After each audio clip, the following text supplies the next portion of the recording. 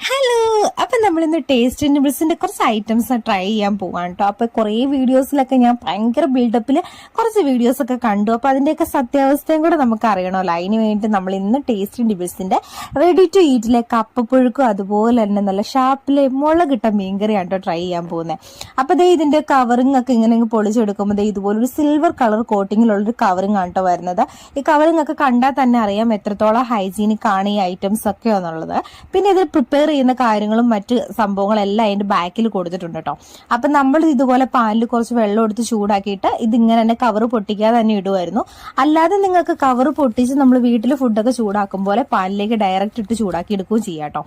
അപ്പൊ കപ്പപ്പുഴുക്കും മാത്രമല്ല, ഓണത്തിന് നമ്മൾ കഴിക്കുന്ന സദ്യ വരെ നമുക്ക് ടേസ്റ്റ് നൂഡിൽസിന്റെ വെബ്സൈറ്റിൽ നിന്ന് കിട്ടും.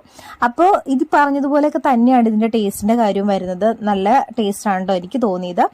എല്ലാവർക്കും ഒരേ ടേസ്റ്റ് ആയിരിക്കില്ല, പക്ഷെ എനിക്ക്